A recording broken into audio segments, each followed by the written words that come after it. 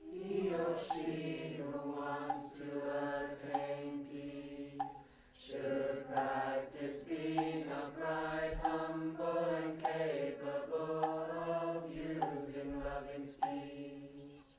He or she will know how to live simply and happily with senses calm, without being covetous and carried away by the emotions of the majority.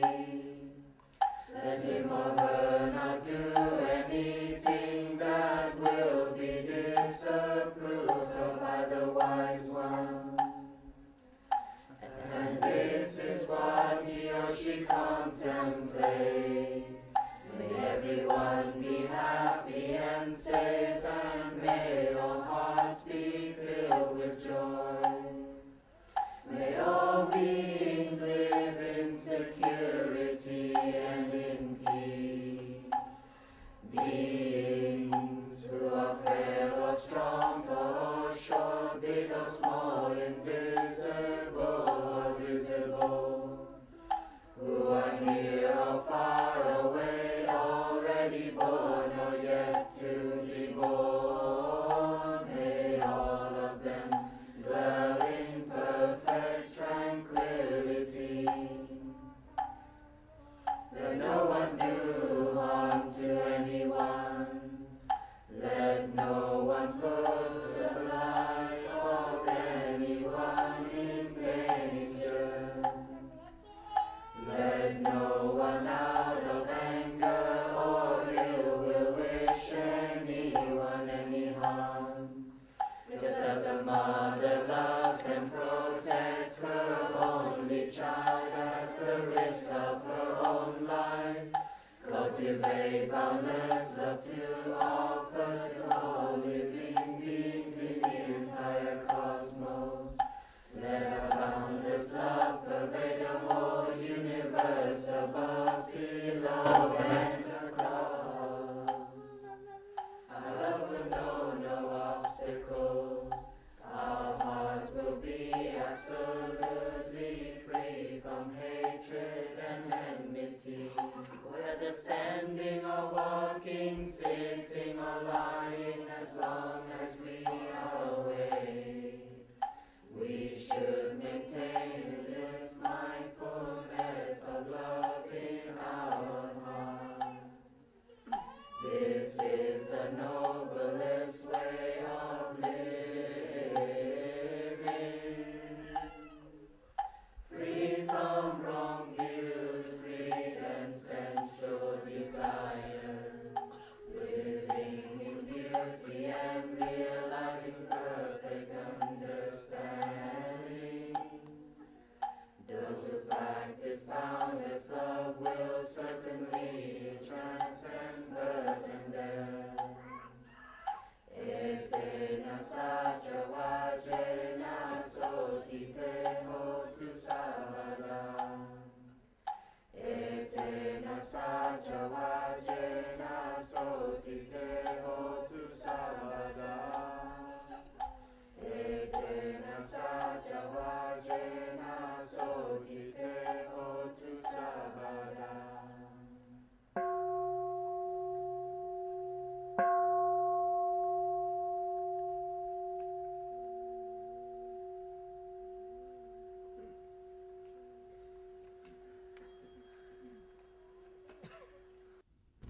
And we are in the University of Nottingham with our retreat, living mindfully, living peacefully. I remember in the retreat organized in Rome, there were about 70 children.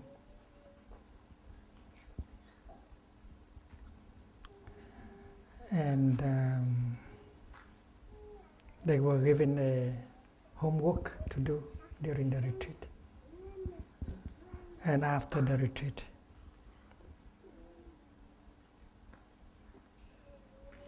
The day before, Thầy went to a grocery store nearby and bought a bag of corn, seeds of corn. And people usually buy in order to make popcorn, but Thầy did not have the intention to make popcorn. They bought a bag of it. It's about 1,000 grains of corn inside.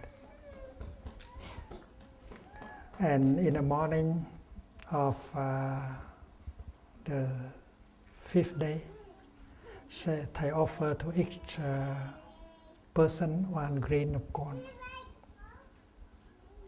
children and adults alike. And they are supposed to bring it home and plant it in a pot.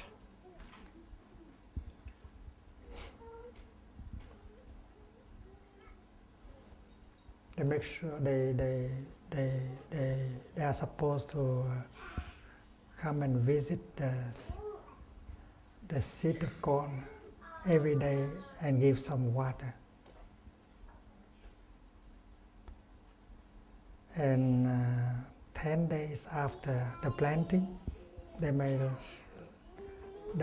may see already a young plant of corn with 2 or 3 leaves.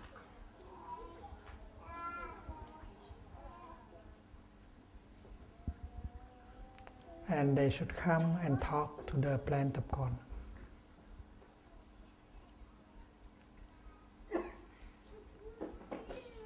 And the first question they may ask the plant of corn is this one. My dear little plant of corn, do you remember the time you were a tiny seed? Yeah, we asked the young plant of corn. And the young plant of corn may have forgotten. And the young plant of corn may look up, very surprised. Me, a grain of corn?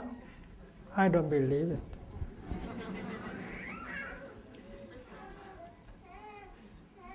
You know, the plant of corn, they don't speak English like we do here. They don't speak Italian either. But they have their way of talking, their way of communicating.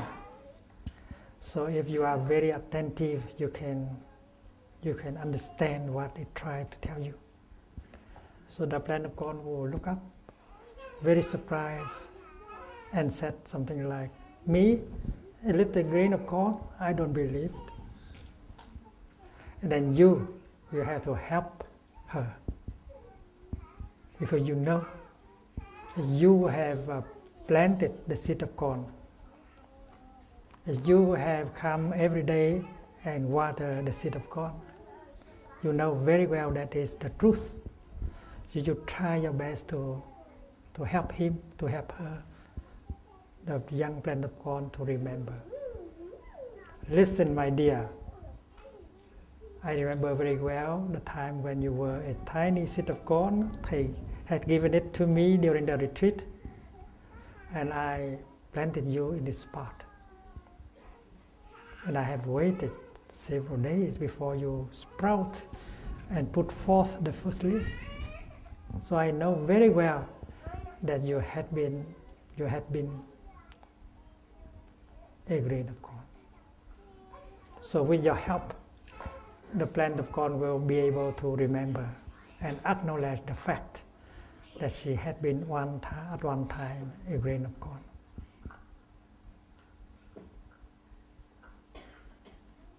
And if you do better, when you look at the plant of corn, even if you don't see the grain of corn anymore, you know that the grain of corn is still there somewhere. the grain of corn has not died. Because if the grain of corn had died, the plant of corn would not have been there. So you know that somehow the grain of corn is still alive in the plant of corn. And if you look deeply into the plant of corn, you can still see the grain of corn in it. It doesn't have the form of a grain anymore, but it's still alive. It is in the grain of corn. And you know very well that the plant of corn is a continuation of the grain of corn. You are intelligent enough to know it, that the plant of corn is a continuation of the grain of corn. And you tell the plant of corn, I know the grain of corn in you is not dead, it's still alive. You don't see it, but you have come from it. And when I look at you, I see the grain of corn in you. If you are a practitioner of meditation, you can see very well the seed of corn present in the plant of corn. And when you look at yourself into your body, what do you see? You don't believe that at one time in the past you were a tiny seed also. You were a very tiny seed in the womb of your mother, and much smaller than the grain of corn.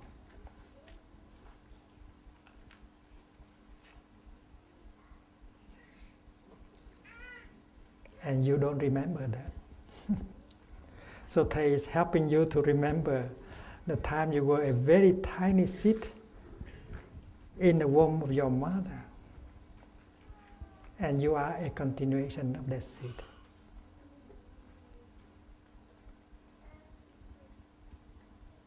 And if you look deeply, you still see that seed in you, still alive. When you practice meditation, you can see many things that other people cannot see.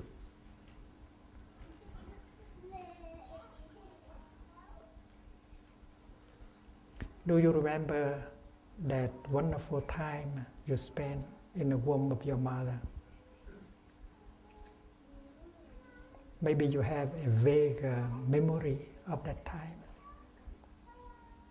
It's so comfortable there. It's not too hot. It's not too cold. The temperature is just right, and it's very soft. And you spend about 9 months in that wonderful abode. In Vietnamese and in Chinese, we call that place, in the womb of your mother, the palace of the child. Tử cung means the palace of the child. It's so wonderful, so comfortable place to be in. The most wonderful thing is that you did not have to worry about anything. You did not think of the past. You did not think of the future. You did not think of eating, drinking, because everything was done by your mommy. She drank for you, she ate for you, she breathed for you. You did not have to do anything at all. And your father was taking good care of your mother. And it is possible for us to remember that time when you were a tiny seed in the womb of your mother. The day when your mother was aware that you were there inside of her, she was so happy. She bloomed like a flower. and love is born in her. Although you have not learned English, but she already talked to you in English. She said something like, "Darling, I know you are there. I am very happy." She's practicing the first mantra, the second mantra.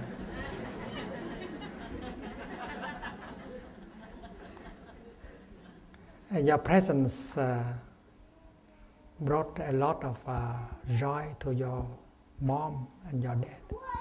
You were very tiny, and yet you are the object of love. And your mother was very careful. She stopped drinking alcohol.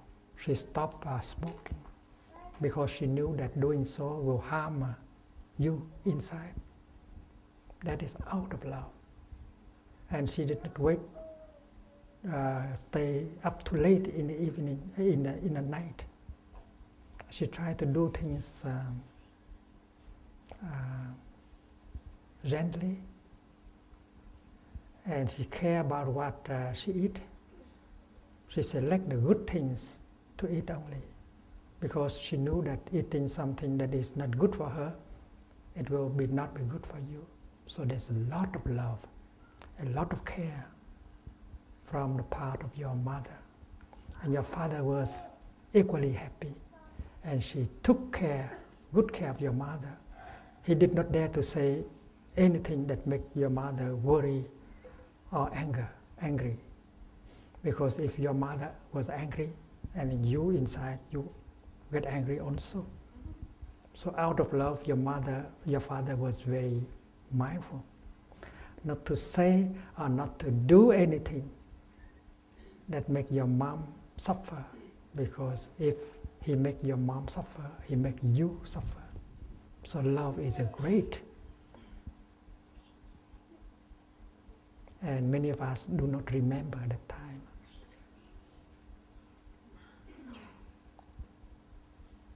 The moment when you were born is a very difficult moment for you, for your mother,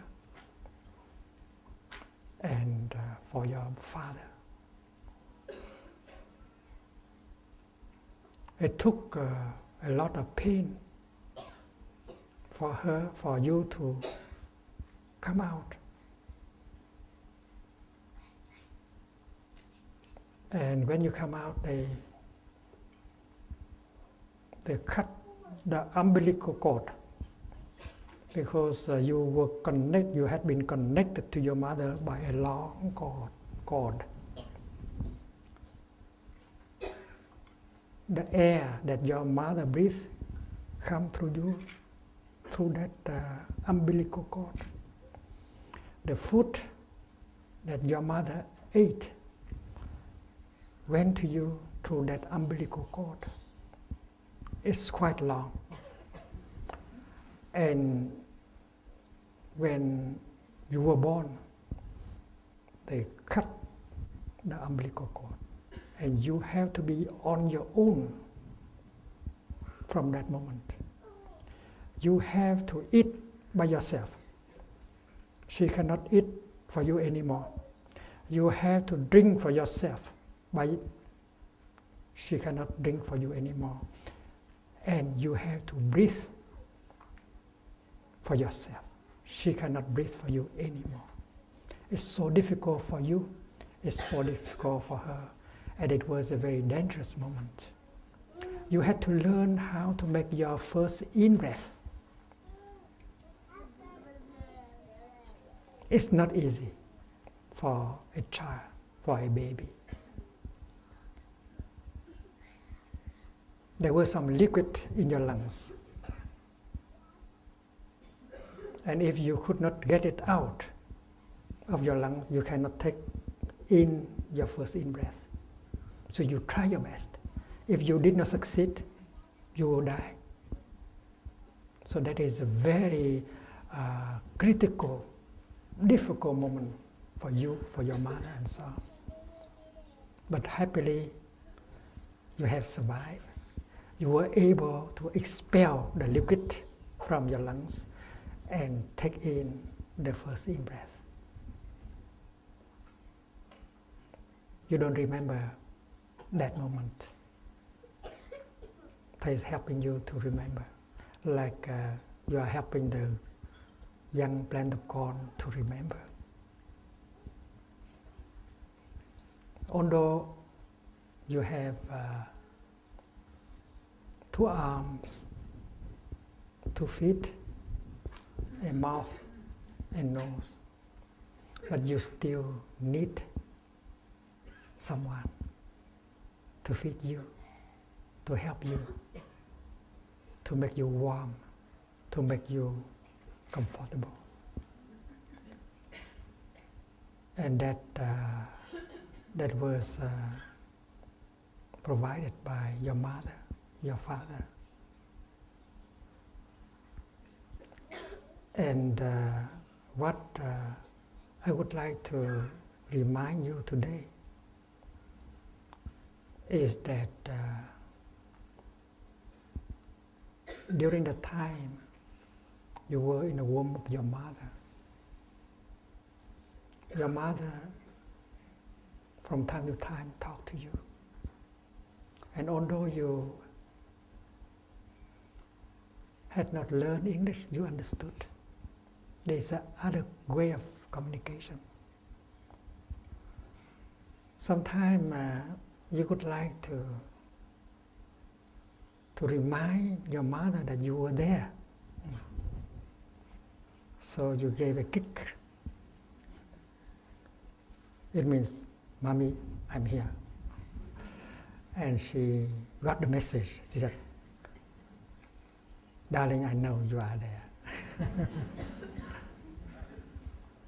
Because sometimes she may forget. And when you have grown up to be a little boy or a little girl, you might do the meditation practice that you want the little plant of corn to do.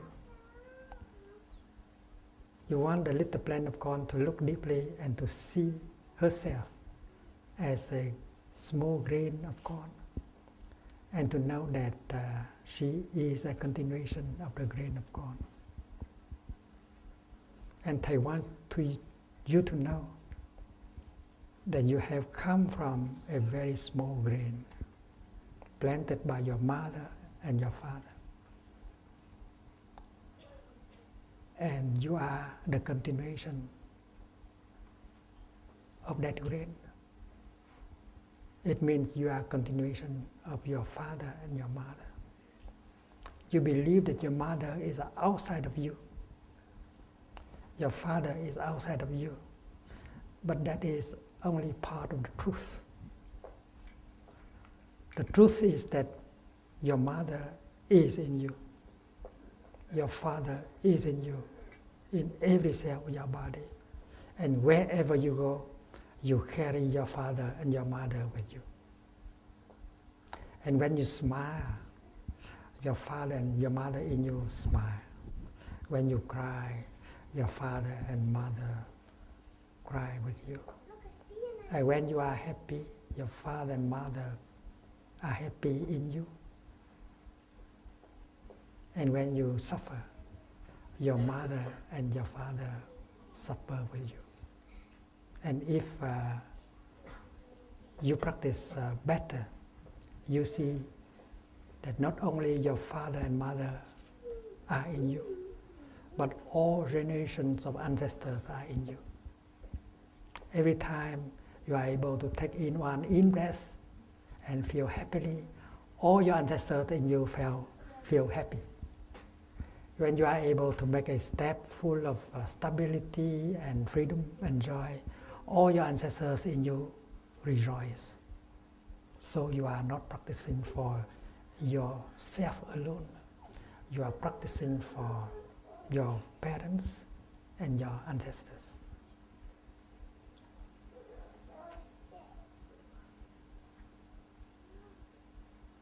When you hear the small bell, please stand up and bow to the Sangha before you go out and continue this Dharma discussion. Dear friends, when a young man a young lady get angry, very angry at their father,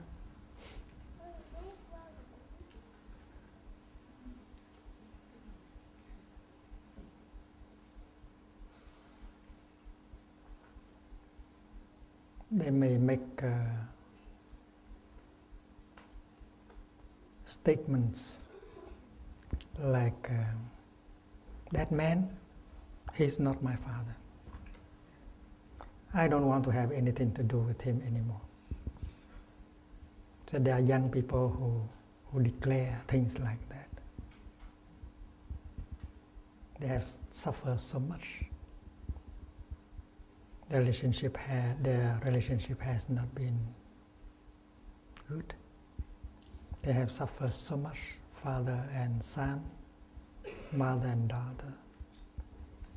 And in desperation, in despair, they said things like that. She's not my mother. I don't want anything to do with her anymore.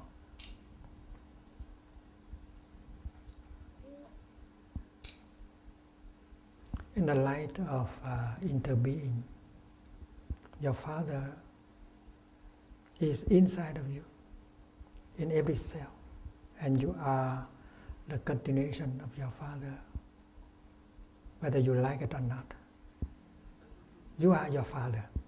You are the continuation of your father. You and your father constitute a stream flowing.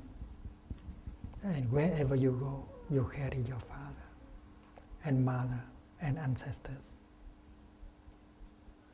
It's impossible to remove our father from us, because you are his continuation. You are him. 20 years ago, after the public talk, I was practicing walking meditation in a street of London, and I saw a book displayed in a bookstore, and the book title was My Mother, Myself.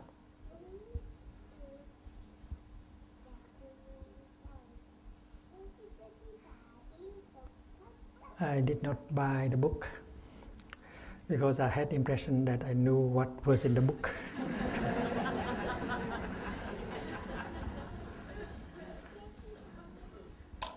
It's true that you are a continuation of your mother, and you are your mother. So the intention to remove your mother from your life is not realistic. It's not possible. You have to reconcile with her within yourself.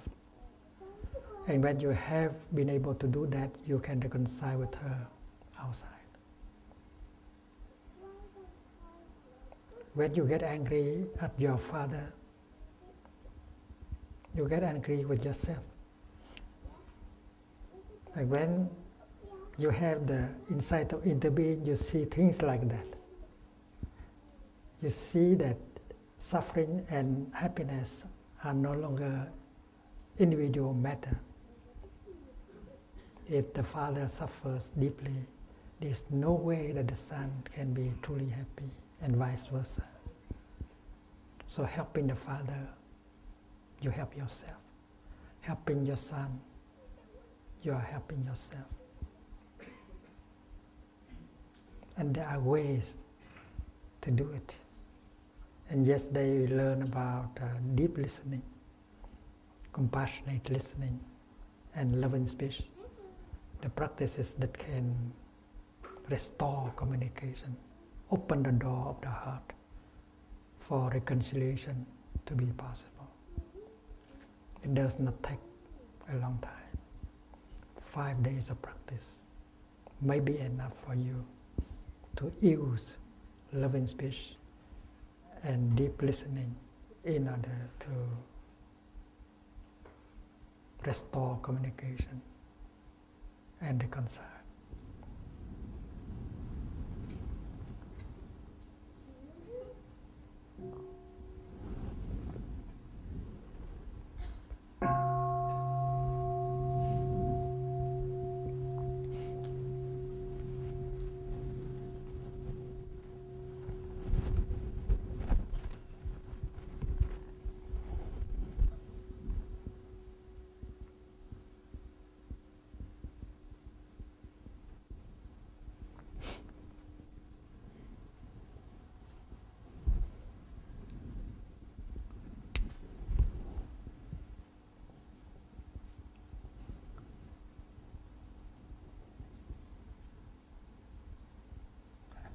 The other day we spoke about the 4 establishments of mindfulness. The 4 domains of mindfulness. And we know that the first one is the body. And there are 4 exercises to contemplate the body. And the next establishment is the feeling. And there are also 4 exercises proposed by the Buddha for us to take care of our feelings. The third establishment of mindfulness is the mind.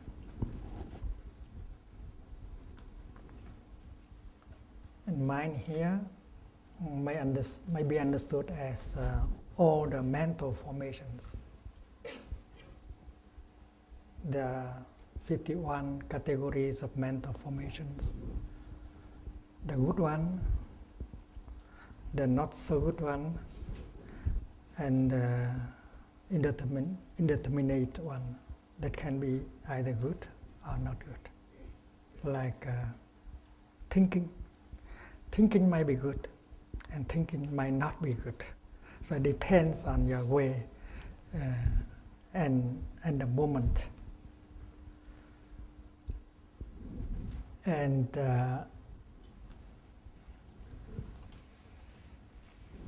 4th foundation of mindfulness is object of mind.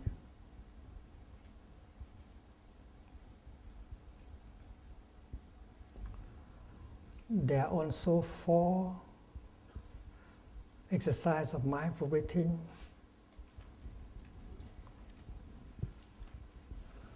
In order to recognize and look deeply into every mental formations. Mind here is a river, and the drops of water that make up the river are mental formations. Mental formations are born, stay for a while, and die, and they succeed each other. Mental formations flow like a river, and we call that river the river of mind. There's a hate, anger, fear, despair. There is mindfulness, concentration, love, and so on. So we sit on the bank of the river of the mind and recognize, contemplate, and look deeply into every mental formation as they manifest. And the first exercise is recognizing the mental formation. Any mental formation, whether they are anger or fear or compassion or joy that arise, we should be able to recognize it as it is, a simple recognition.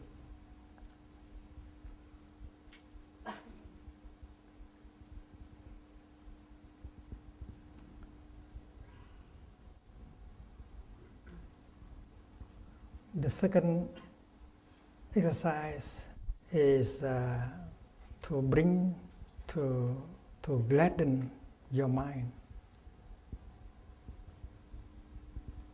There are ways in order for you to recognize these mental formations and to help them to manifest, to help them to bloom.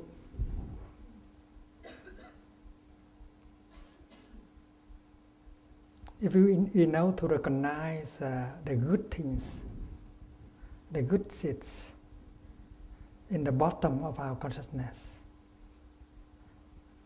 and water them and help them to manifest, like the seed of joy, of brotherhood, sisterhood, the seed of compassion, the seed of understanding.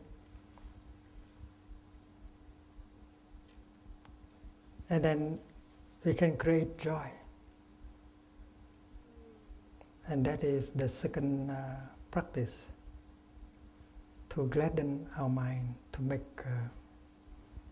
make joy, happiness possible by the touching and the watering of the good seeds that are already in us.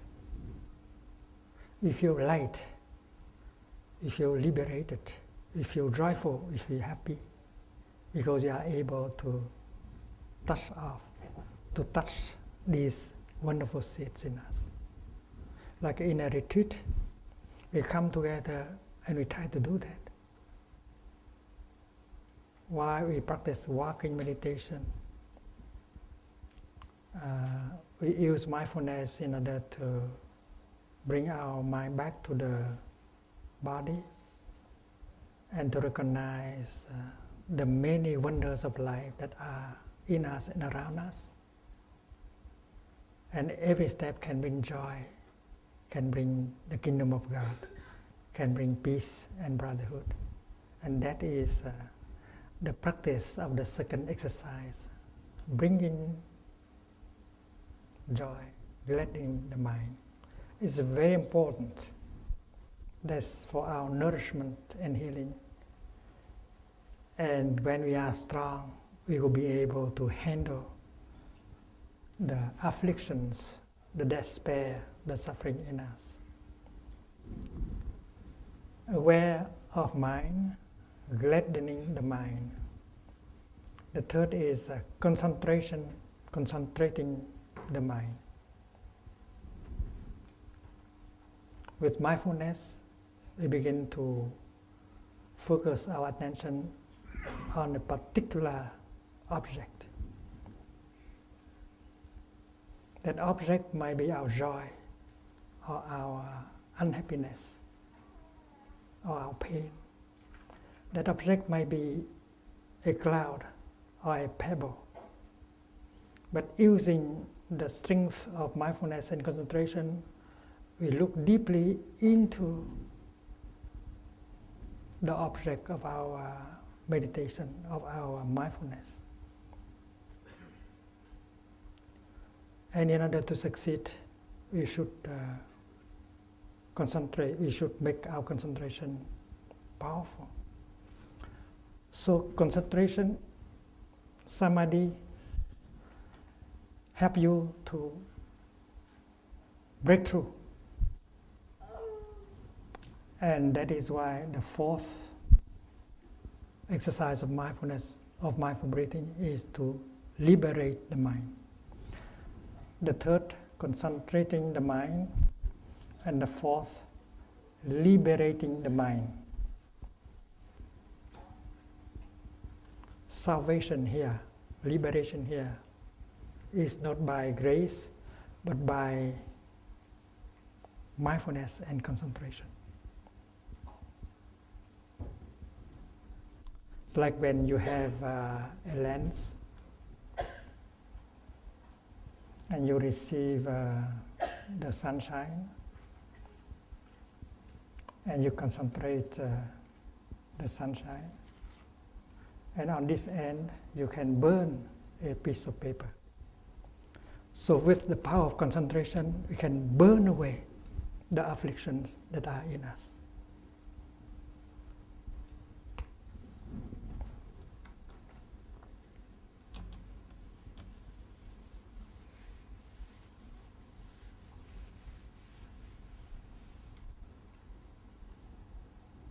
And when we come to the object of mind, we deal with the problem of perception.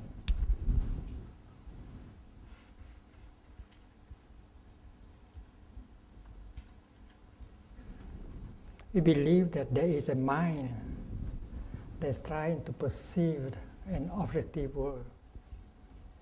But we have learned that object of perception and subject of perception, they cannot be separated.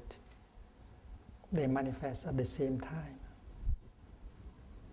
So the object of your perception is called in Buddhism the object of mind, not an objective world, objective reality.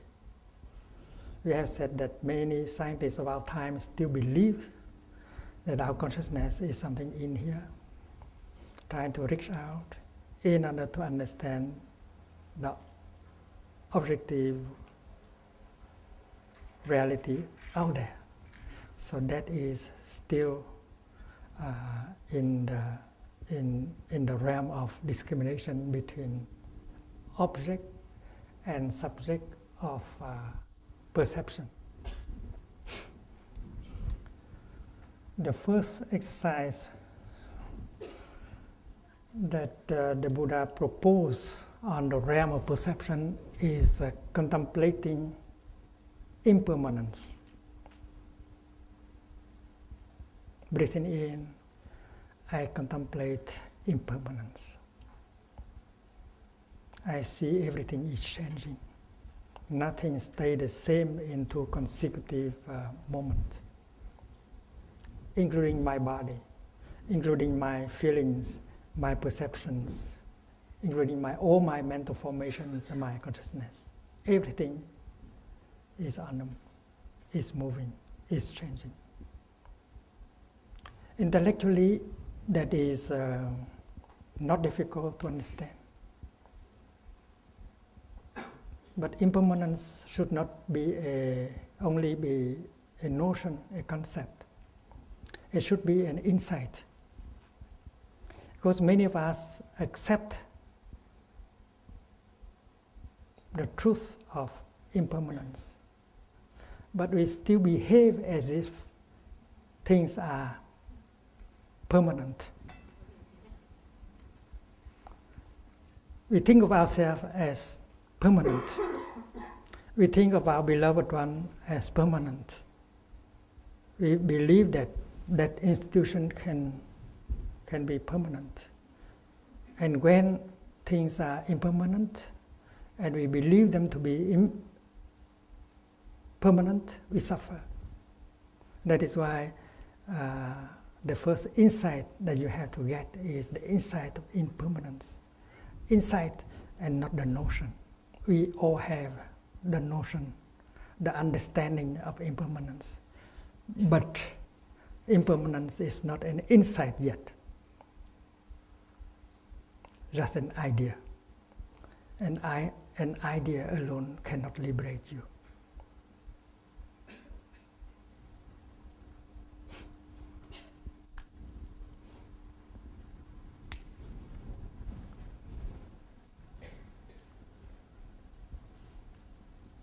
We have to distinguish between the idea, the notion of impermanence and the insight of impermanence.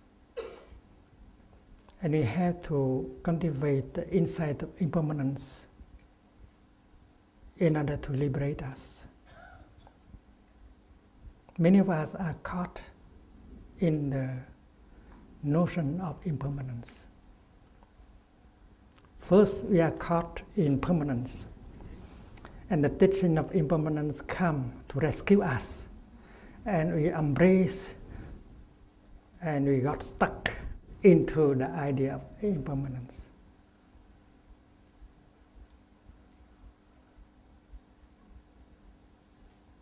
How can we help a person who is stuck in an idea?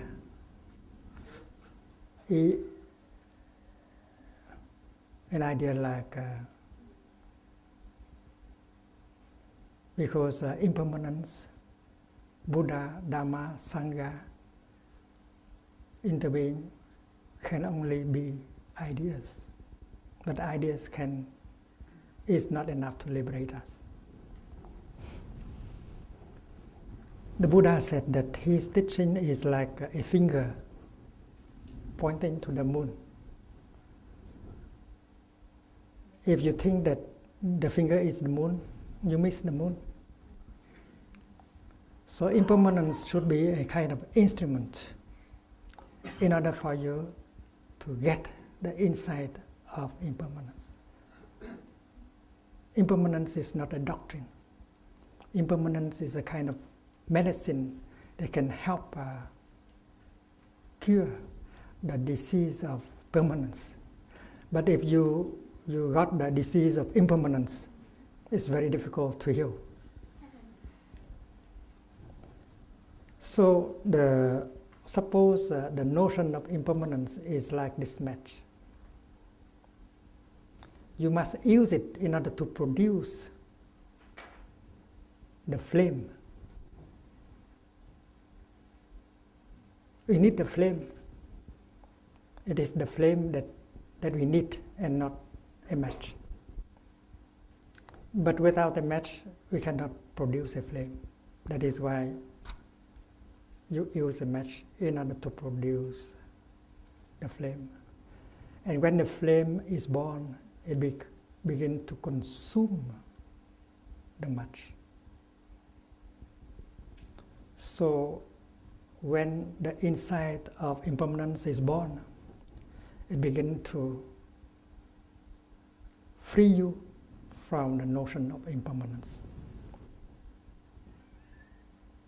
And that is why in the first training of the order of interbeing, you should not be idolatrous about any doctrine and teaching, including Buddhist teaching. You have to free yourself. And it is the insight that can liberate you from ideologies and doctrines and teachings.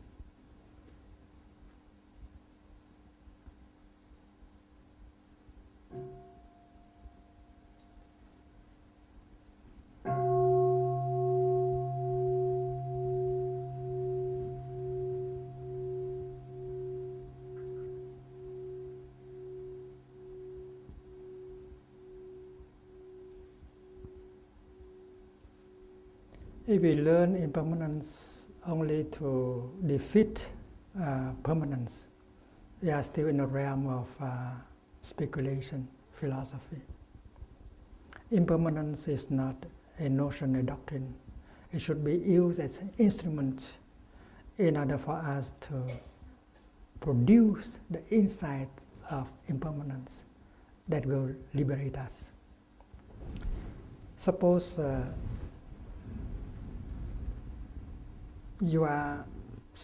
couple is in a conflict and they are fighting each other over something. The husband is angry and the wife also angry.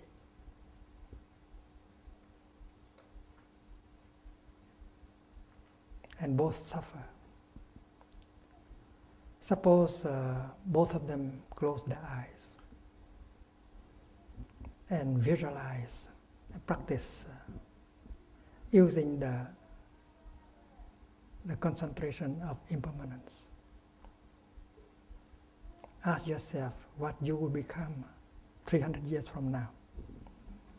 Ask yourself what your beloved one will become 300 years from now. Visualize and see yourself.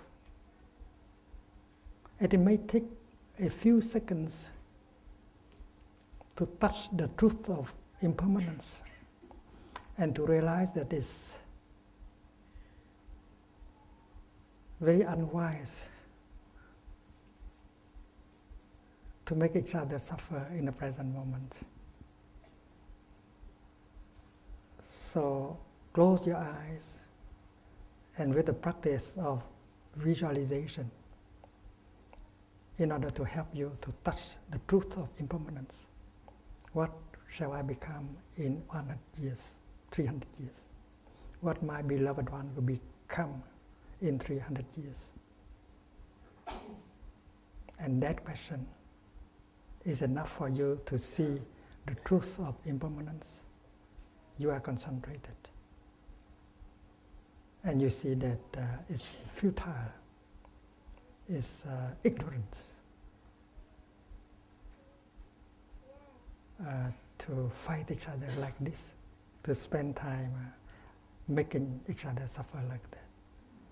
And when you open your eyes, the only thing you want to do now is to open your arm and hug the person in front of you. And both of you are liberated from your anger just because you know how to touch the nature of impermanence. So impermanence should be a concentration, a practice of concentration, and not just an idea, a doctrine, a teaching.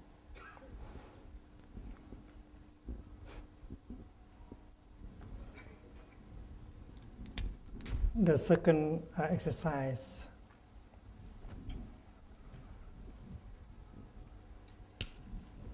is to contemplate non-craving, non-longing.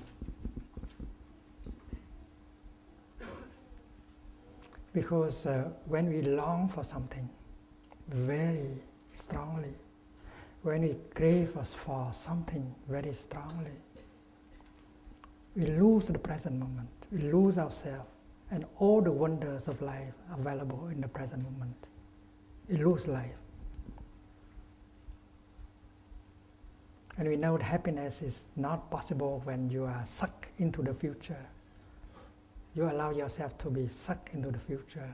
You are always longing for something, desiring something, and there's no satisfaction, there's no capacity for you to enjoy yourself, enjoy life, enjoy the kingdom of God that is available in the here and the now. That is why we need the second practice, breathing in. I release my longing, I release my craving for something in the future or elsewhere. Contemplating no longing,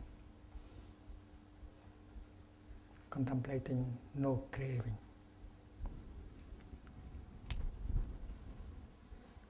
The third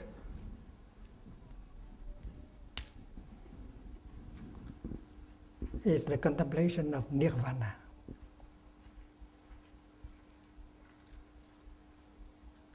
Nirvana is our true nature of no birth and no death, no coming, no going, no being, no non-being. Nirvana is the extinction of all notions. In fact, the word nirvana means extinction. The extinction of suffering, of fear, by the extinction of notions and ideas like being, non-being, birth and death. And this is a very deep, very strong practice of concentration. And we can make use of the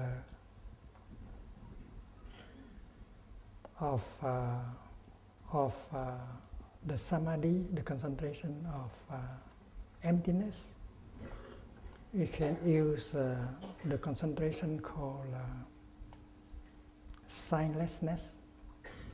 We can use the concentration of aimlessness. And we touch our true nature, the nature of no birth and no death, nirvana, God. And to me, God is our true nature of no birth and no death, no coming, no going. God is not outside of us, of reality. God is inside.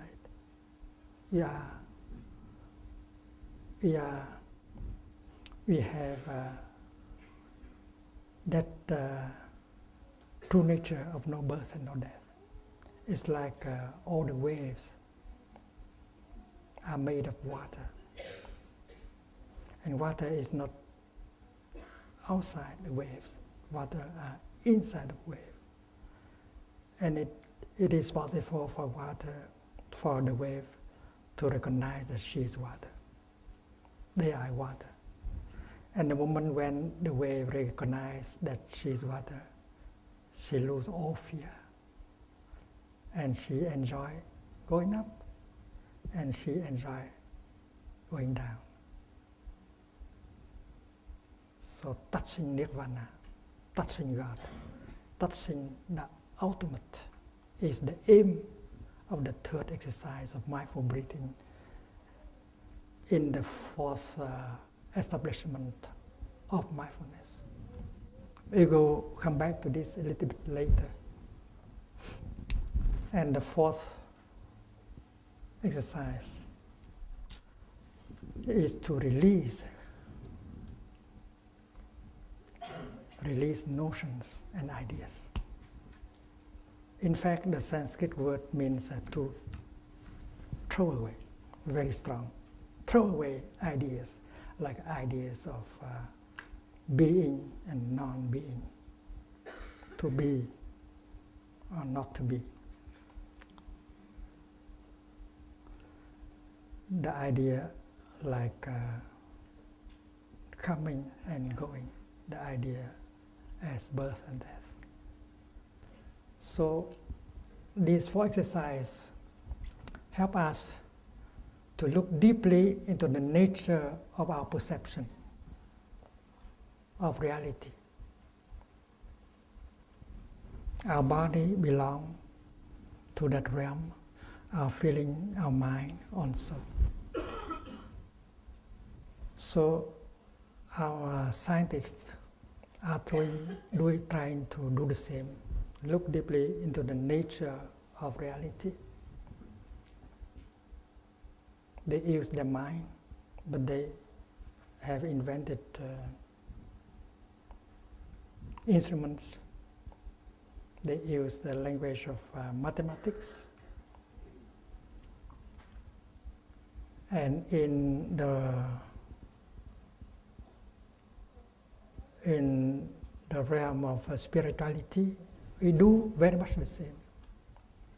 We try to understand the nature of reality as it is. And there are instructions as how to do it.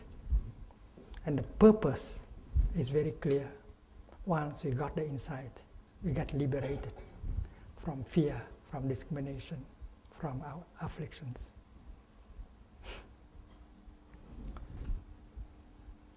There is a book where you can read about each of the exercises. It is available in English, The Path of Emancipation. So, many years ago, we gave a retreat in America on the Sutra on Mindful Breathing. And we treated all the 16 exercises of mindful breathing. And all the Dharma talks were recorded and transcribed and made into that book. So if you want to read more, that is a book that you may like to use. And also in it you can see the list of all the mental formations that we should recognize when they manifest themselves in us.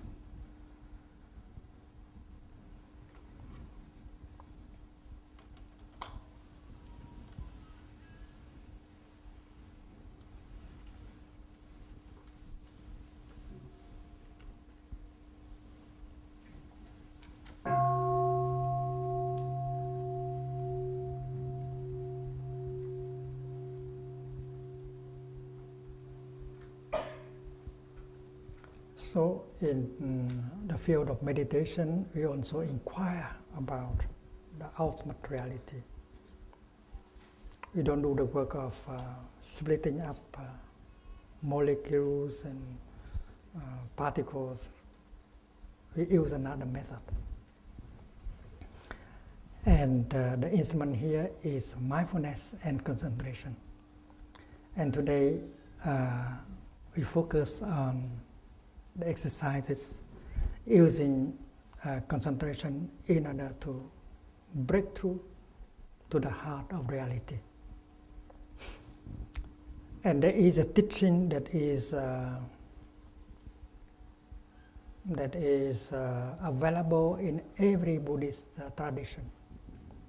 Whether you practice Tibetan Buddhism or Zen Buddhism or Theravada Buddhism, Mahayana Buddhism, that teaching is available. That is the teaching of the three doors of liberation.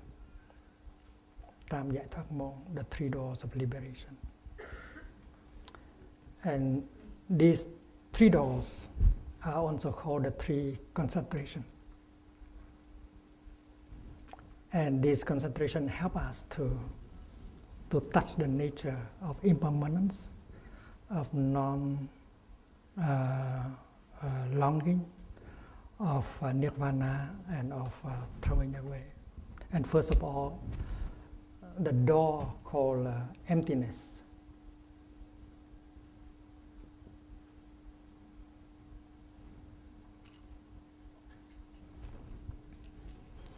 Emptiness does not mean nothingness. They are quite different. Shunyata.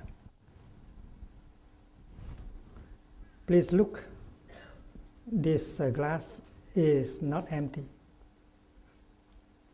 There's something in it. And this glass is empty. But in order to be empty, to be not empty, the glass has to be there. So emptiness does not mean non-being.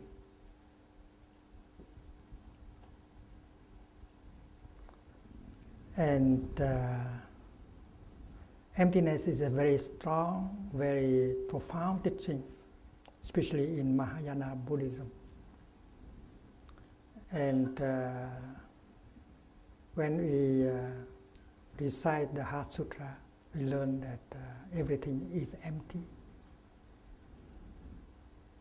But it would be very helpful to ask the question, empty of what? This glass is empty of tea, but it's not empty of air, it's full of air. So empty is always empty of what? It's like consciousness is always consciousness of something. When we look into this beautiful chrysanthemum, we have an impression that this flower is full of the cosmos. Everything in its cosmos is there in the flower, including the cloud, the sunshine, the soil, the mineral, time, space, everything. It looks like the whole cosmos have come together and help produce and help manifest the flower. The one contains the all.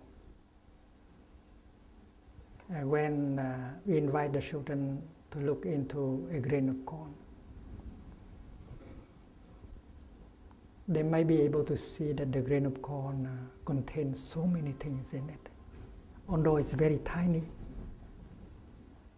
but it is a continuation of several generations of corn plants. And there is the know-how, the knowledge in it. We cannot really call the seed of corn matter.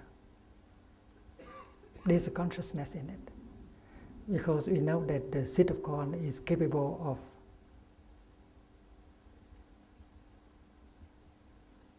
germinating, of making flower and ears of corn.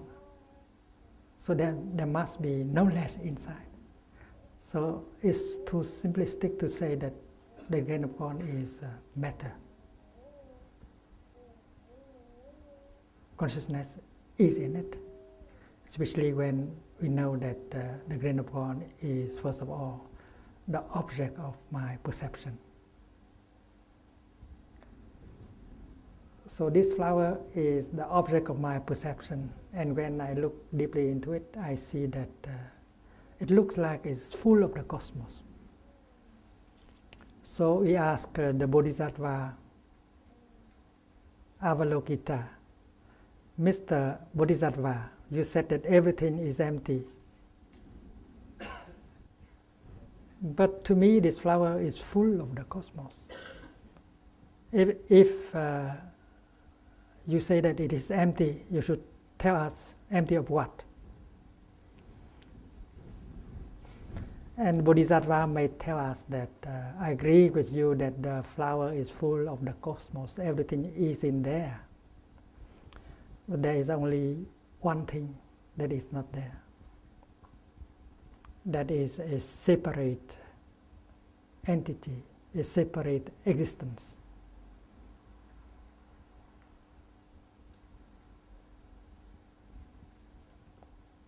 The flower is full of the cosmos of everything else, but the flower is empty of a separate self. A flower can never be by herself alone. So no separate self. That is the first meaning of emptiness. You cannot be by yourself. You have to interbe with us and the cosmos. And we are all in you. If you look deeply into yourself, you see all of us in you. And that is the beginning of the contemplation of interbeing. And focusing on the teaching of emptiness.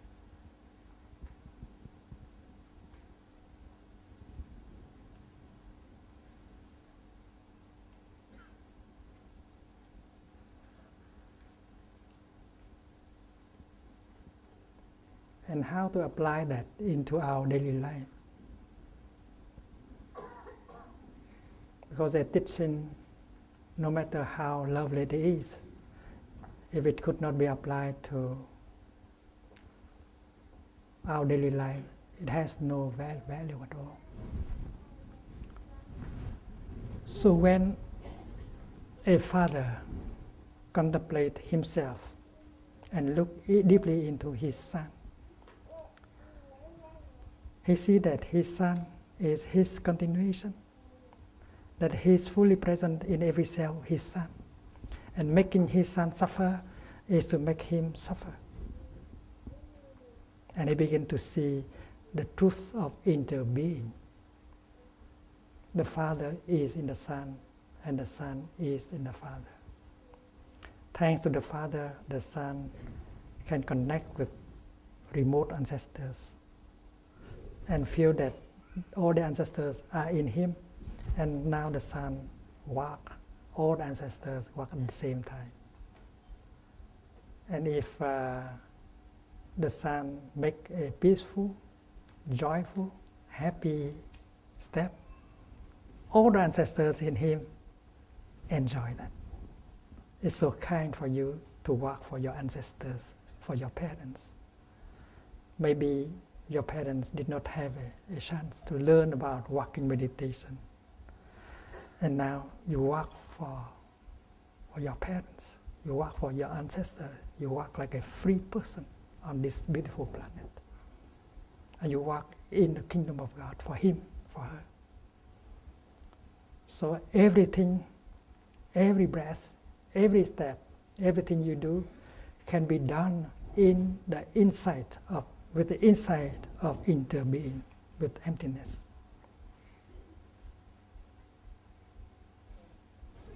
I told the children yesterday about the verse I had to memorize when I was a novice. It begins by the one who bows and the one who is bowed to. They are both by nature empty. It's a little bit difficult for a 16-year-old novice to understand fully. And he had to memorize that, and he had to practice right since that age. But the fact is that the Buddha is not a separate entity. The Buddha, the nature of the Buddha is also the nature of interbeing. A Buddha is made only of non-Buddha elements. It's like the flower. She is made only of non-flower elements. These elements are sunshine, cloud, soil. They are no flower. They are non-flower elements. But without them, no flower is possible. The same thing is true with the Buddha. So when you look into the Buddha, you don't see him as a separate entity outside of you. You see his nature of interbeing. And when you look at you, you see the same. And that is why you know that the Buddha is not someone out there that you have to confront. The Buddha is right here in you. And that is the insight of interbeing.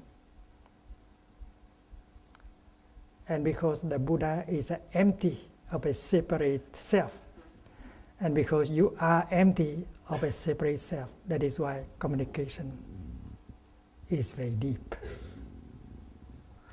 I told the children, if the Buddha is full of self, and the Bauer, is full of myself, no communication is possible. Communication is possible because we are. You are in me, and I am in you.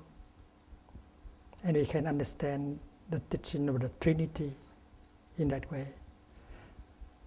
God the Father is in the Son. And when we encounter the Son, we encounter the Father and the Holy Spirit. So interbeing is right view. Right view, according to Buddhism, is the abolishment of all views, the absence of all views.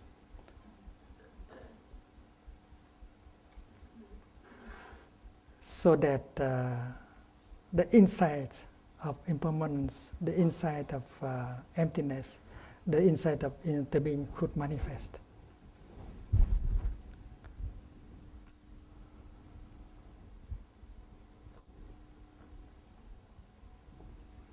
The relationship between North and South. If the South suffers, the North, there's no way that the North can be truly happy. So countries of the North, while taking care of themselves, should pay attention and help the countries in the South to develop. The safety of the South has something to do with the safety of the North. In fact, we inter-are, and when you take care of him, you take care of yourself. And when you take good care of yourself, you take care of her at the same time. In a relationship, teacher and students, I always see that. Everything I do for myself, I do it for my disciples. And the happiness and the suffering of my disciples have to do with my happiness and suffering. And we know that we inter-are. And with that kind of awareness, we help each other. We belong to one body, a Sangha. So the insight of emptiness can be put into practice. And when you have the insight of emptiness, interbeing, you don't suffer anymore of separation, of hate, of anger, of despair. And that is the fruit of the contemplation, called the contemplation on emptiness.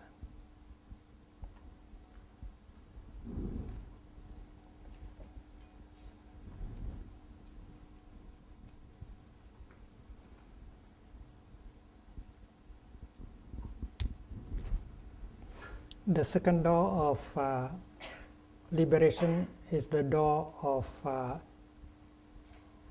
signlessness.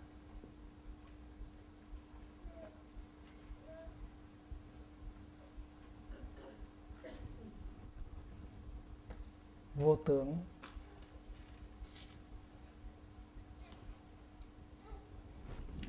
Sign here means the appearance, the form. You might be fooled by an appearance. You might be fooled by the form. And that is why we have to learn to train ourselves to see beyond the forms, beyond the signs. Suppose you have a particular sympathy with a certain cloud, and you like that cloud.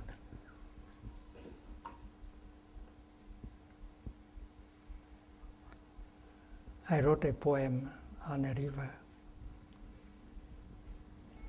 and the river was chasing a cloud all day long. And he suffered because the clouds are impermanent. You cannot retain a cloud forever. So you have your favorite cloud, and suddenly your cloud may disappear. And the river suffers because she spent all her life chasing after clouds.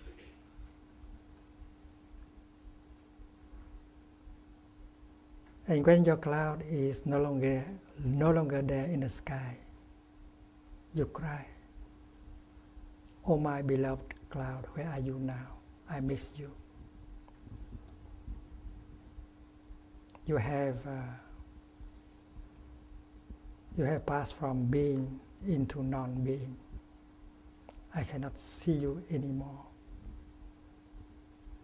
So that's what we feel when we lose someone who is close to us. Just yesterday, she was still alive. She talked, she walked, she smiled. And today, nothing. She looks like she has passed from being into non-being.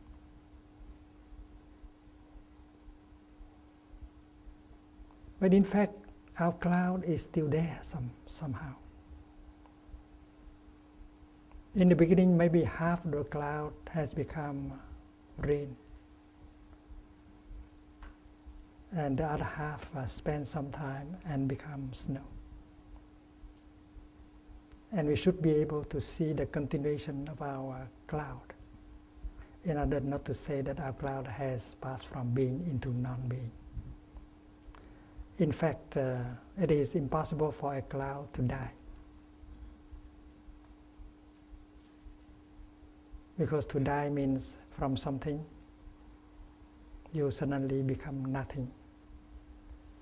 From someone you suddenly become no one. And looking deeply into the heart of reality, you don't see anything like that at all.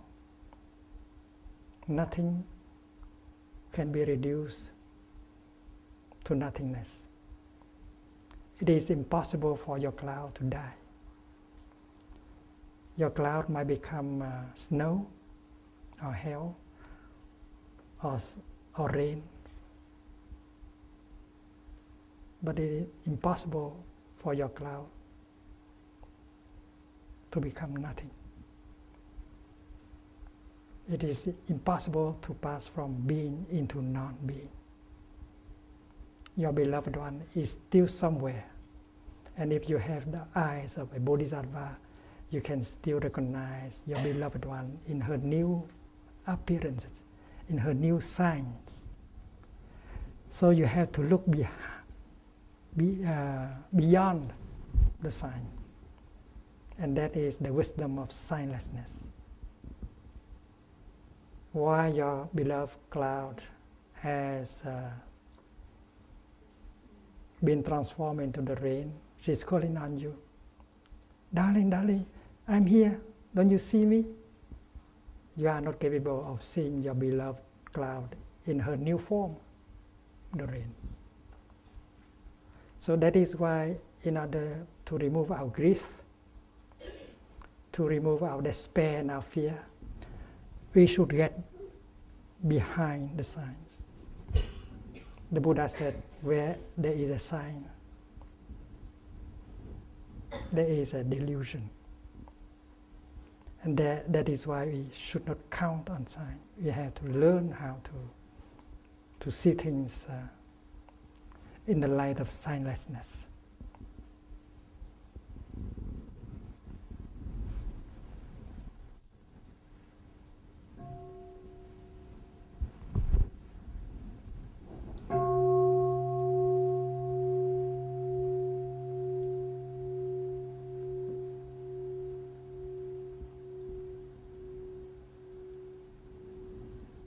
A few minutes ago, we have produced a flame, and the flame is no longer there for you to see. And we say that the flame is dead. But if we look deeply, we see that during the time the flame was manifested in terms of light, heat, smoke, it's very real. And during that time, the flame penetrated into me. I still have an image of it in me. And some of the heat penetrate into me, into you, and into the cosmos. And some of the smoke has now joined a cloud. And there's still some here. So the flame has not become nothing. The flame continues always. And we need some contemplation in order to see the continuation of a flame. In our daily life, we produce thoughts, we produce feelings, we produce speech, and we produce action. These are not sin, but they are there. In the Buddhist teaching, that is called action. Action, triple action: thought, speech, and physical act. Everything you produce in these three aspects continue to be, and that is your continuation. The Buddhist term is karma. Karma means action.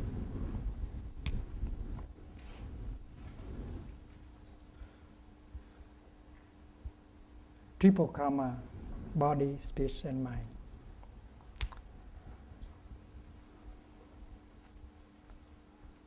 And if we know how to practice according to the recommendation of the Buddha, right thinking, right speech, and right action, you are sure a beautiful continuation, a happy continuation. And if we don't know how to do that, we produce thought of anger and fear and hatred. We spoke in such a way to destroy ourselves and destroy others. We do things to destroy. That is not a beautiful continuation of ours. Nothing is lost in terms of action.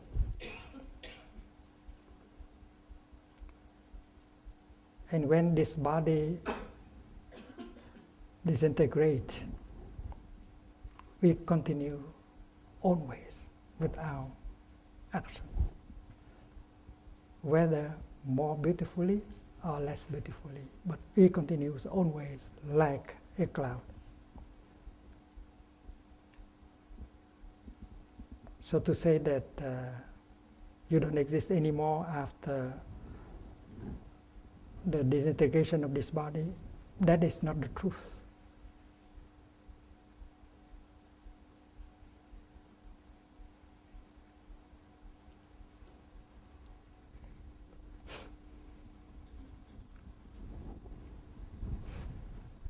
when I pour some tea into the glass,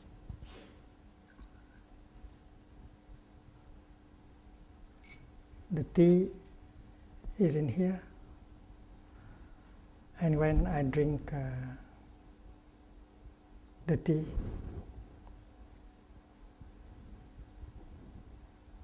I know that the tea in the pot has been going out, spending herself into the world.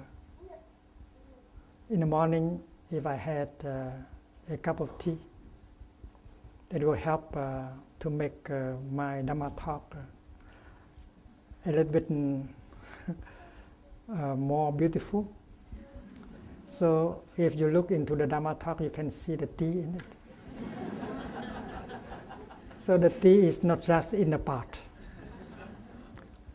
It has a journey, it travels. It has many forms. So when we produce thought, speech, and action, we continue with our action. So we should not think that of ourselves only as this body, these feelings. We continue always, even after the disintegration of this body. So the second concentration, signlessness, is to get beyond signs and appearance and not caught in ideas like annihilation or eternalism, which are wrong views. That those who believe that the soul is eternal,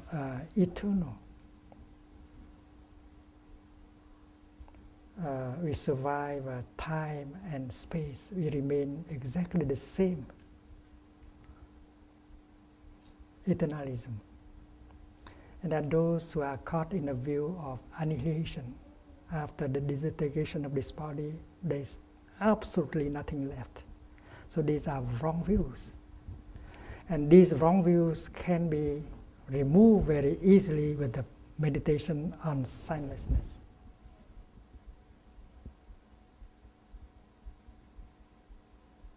So whether the cloud has the form of a cloud, whether it has the form of rain, the tea, or the river, a cloud always continues. It's a wonderful journey. And the third concentration is called aimlessness.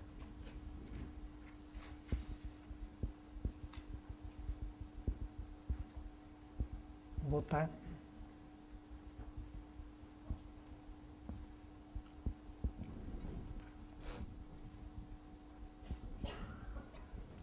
The meditation on aimlessness helps us to see that everything is there already. You don't need to run anymore. And you can remove your longing, your craving, your desire.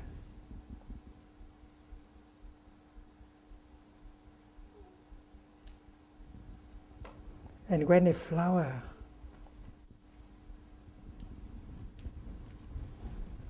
like this one practices aimlessness,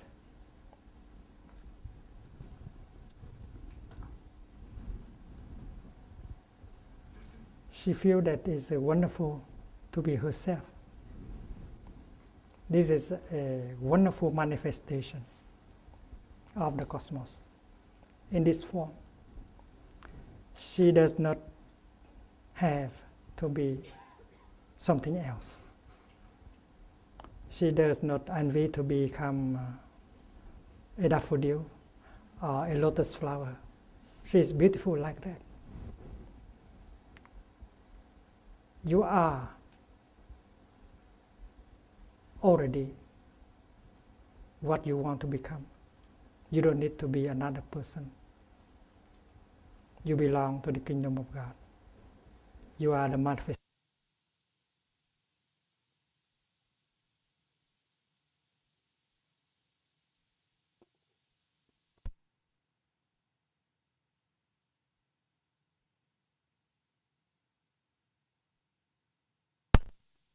No longer any complex, any longing, any desire. Complete satisfaction, complete fulfillment, thanks to the practice of aimlessness. Aimlessness, the Sanskrit word is apranihita. It means that not to put something in front of you and running after that. We may be running all our life and have no chance to live our life. And the practice, the teaching is to be able to stop and live the wonders of life right here and right now. Aimlessness. What you want to achieve is already there. The kingdom of God is there, you don't have to look for it. And with aimlessness, with the concentration of aimlessness, you can stop and you can be yourself and you can touch all the wonders of life. You can touch the kingdom of God, happiness, brotherhood, sisterhood, happiness, and liberation.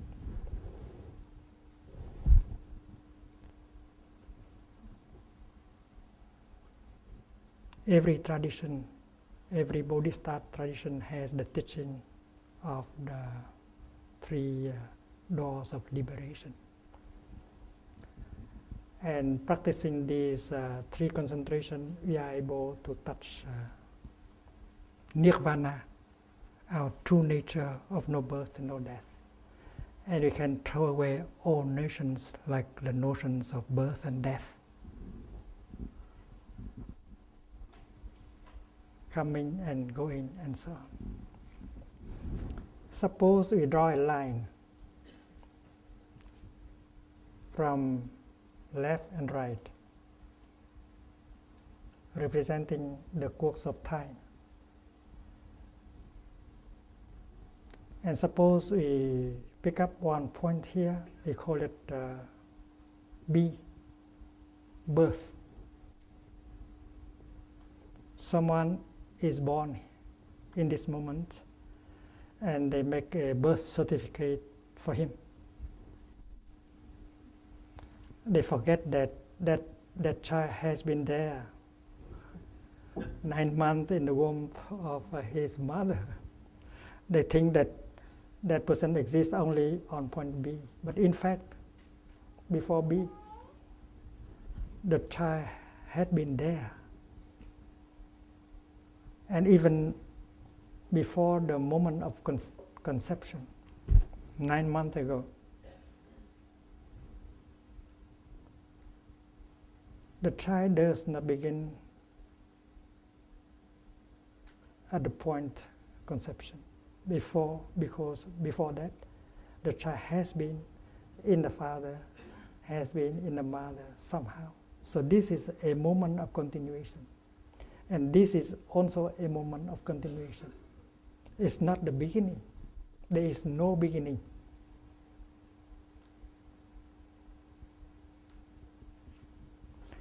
And yet we believe that before we were born, we did not exist. And we call this segment non-being, no being.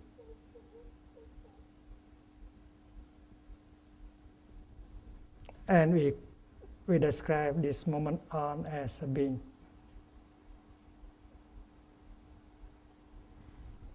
And we think that there will be a moment when you stop being. You call it de-death. And you continue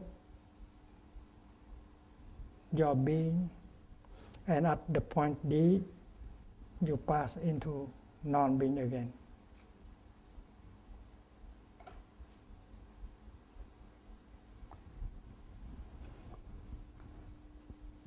And that is what we have in our mind concerning birth and death. We have passed from non-being into being. And we go past from being into non-being. So birth and death are two notions that go together. And the fourth exercise recommends that you throw away the notion of birth and death, because your true nature is the nature of no birth and no death. Before the cloud, your cloud appears in the form of a cloud, she had been the water in the ocean, and the heat produced by the sun. The former life of the cloud is that. A cloud has not come from nothing. A cloud has not passed from non-being into being. So there is no birth. There is only a continuation. Maybe for your next birthday, we will sing, instead of happy birthday, we say happy continuation day to you.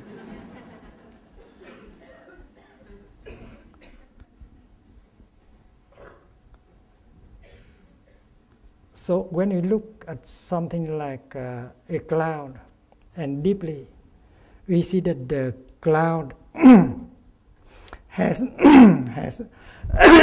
has not passed from non-being into being, and will not pass from being into non-being. Her nature, the cloud, the nature of the cloud is the nature of no birth and no death. When you perceive something with your six faculties of senses, you qualify it as being. And when you don't perceive them, you have the tendency to call them non-being. It's like in this Dharma hall, there's a lot of water vapor. We all breathe out, and there's a lot of vapor here. You don't see it, but this vapor will become a cloud. So we cannot qualify this as non-being because we don't see it. So discussion like whether God exists or not exists, Nirvana is or is not, you are there or you are not there, they are all based on our notion of being and non-being. And if we look deeply into the concept of being and non-being, you don't have to discuss anymore. We save a lot of ink, saliva, and so on. We don't need so much theology and philosophy. So looking into the nature of the notion of being and non-being, you see that being and non-being are just notions. They cannot be applied to reality. You cannot describe a cloud in terms of being and non-being. You cannot describe your beloved one in terms of being and non-being. And you cannot describe God in terms of being and non-being. So to spend time to defend the view that God exists, we lose our time. God is beyond being and non-being. There are theologians who say that God is the foundation, the ground of being. I want to suggest that he will reflect again. If God is the ground of being, who will be the ground of non-being? God is free from these two notions. And that is why with the contemplation of this concentration, we can remove the notion of being and non-being. And that is why yesterday I said that to be or not to be, that is not the real question.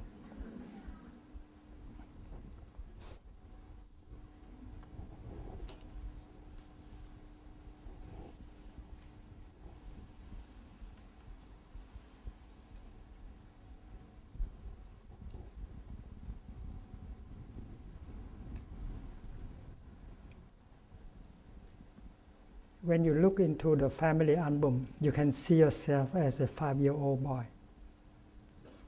or 5-year-old girl. Ask yourself the question, am I the same person with that little boy? Or I am a different one? You look so different from the little boy, the little girl. Your form, your feelings, your perceptions are quite different. You cannot say that you are identical to that little girl or little boy.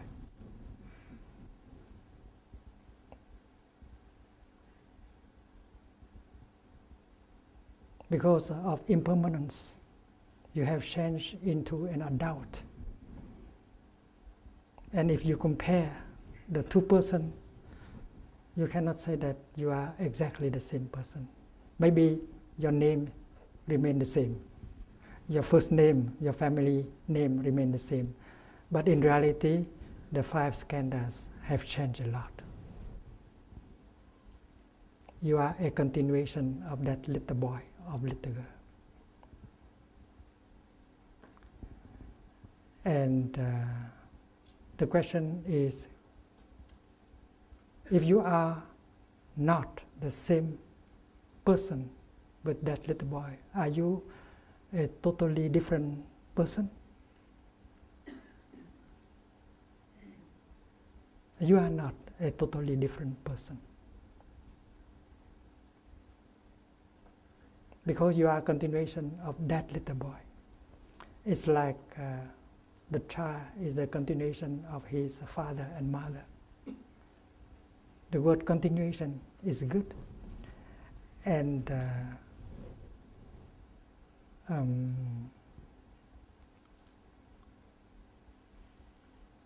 that is why the answer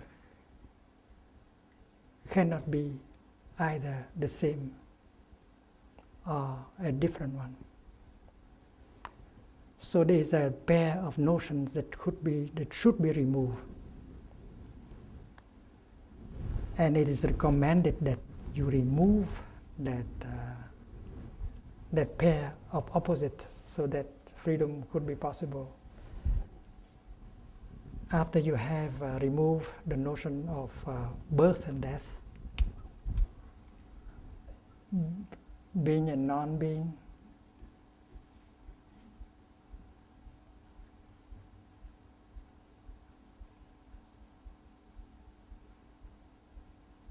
you remove the notion of sameness,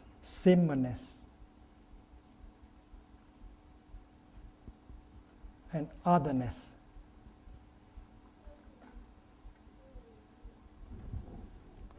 You are not exactly the same with your father, with the little boy, but you are not entirely another person. So this is the middle way, transcending both notions, sameness and otherness, and living mindfully and with concentration. We witness impermanence, and we touch the truth of no sameness, no otherness, and we reduce greatly the suffering and the fear in us.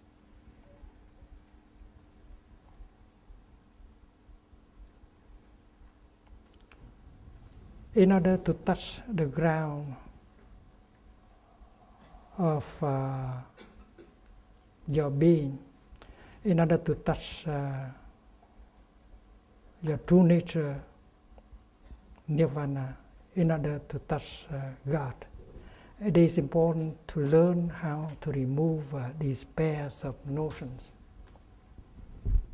Because the absence of all these notions means the manifestation of God, of nirvana, of true nature.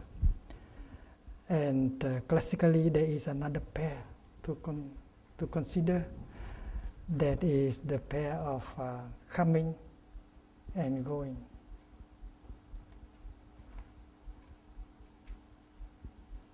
Where have I come from and where shall I go? You ask that question for yourself, and you ask that question for your beloved one. Darling, where have you come from? Why have you left me?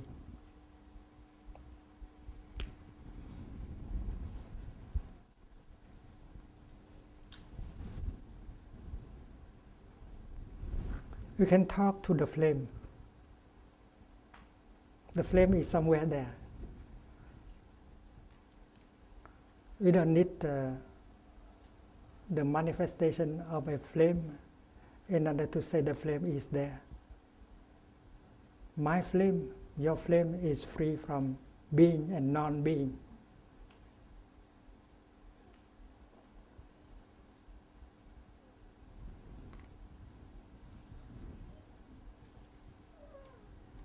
My dear little flame, I know you are still there. Why don't you manifest to us once more? And there the flame manifests itself. And we are careful now. We don't want to term it as being in order to suffer of its non-being.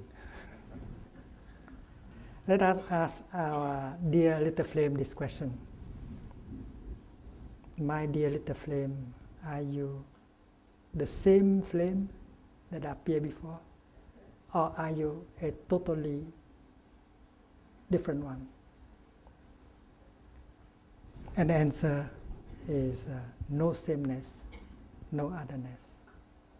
And now we ask the question, my dear little flame, where have you come from? And if we listen with concentration, we will hear the voice of the flame. Dear Thầy, dear Sangha, I have come from nowhere. My nature is no coming.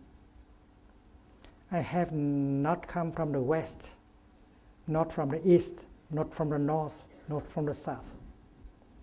When conditions are sufficient, I manifest myself. That's all. And we know that the flame is right. She has not come from the south, the north, the east, the west. When conditions are sufficient, including a movement of my finger, she manifests. That is the truth. The truth is no coming. The nature of the flame is non-local, non-locality. And if we are still regret the beautiful image of the flame, and we say, my dear little flame, you are no longer there. Where have you gone? And then the little flame will say, dear Thầy, dear Sangha, I have not gone anywhere. I have not gone to the south, nor the north, nor the east, nor the west. When conditions are no longer sufficient, I just stop my manifestation. I manifest in other forms when conditions are sufficient. And that is true. Our flame has not gone to the south or the north. Our flame just stopped the manifestation in order to manifest in other ways. And if we are attentive, you can see the continuation of our flame in us and in the cosmos. Because in a brief period of 3 seconds, she has produced heat, light, smoke, ash, and so on. She continues. And therefore, the pair oppositical coming and going are notions that should be removed in order for us to really touch the ultimate reality, God, Nirvana. I understand Christianity in the light of the Buddhist practice. To me, God is the nature, the true nature of birth and death that are inherent in every one of us, in every creature. And God is not an entity out there that I have to confront, to deal with. God is my true nature of no birth and no death. And if I know how to rest on God, in God, I will not be longer afraid. If the wave know how to rely on water, to rest on water, she will no longer be afraid. She will enjoy going up, and she will enjoy going down. She is not afraid of being and non-being. She is not afraid of coming and going, because she is capable of touching water in herself. With meditation, with concentration, we can touch the ultimate nirvana, God, inherent in us. That is why our idea that God is a separate entity out there that we have to look, to search for, we have to re-examine that. And please remember the image of a wave. A wave does not need to go and look for water. She is water. The same thing with us and God. We don't have to look for God. God is our true nature of no birth and no death. And if you know how to rest on God, you have peace. You are not victims of fear, despair anymore. And then if God is there, His kingdom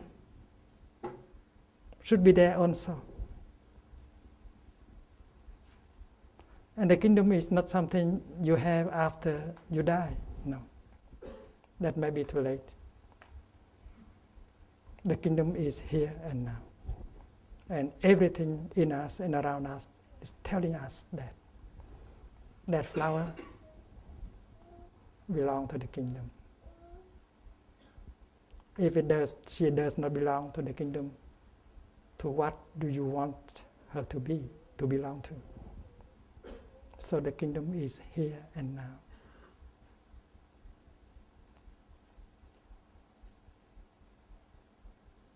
And the Western civilization and culture have been based on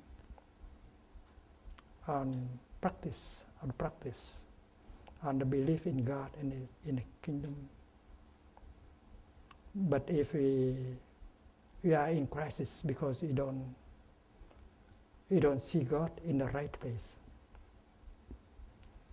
the right time. We don't see the kingdom in the right place and right time. If we know how to do it, and then we can overcome this spiritual crisis of the 20th, 21st century.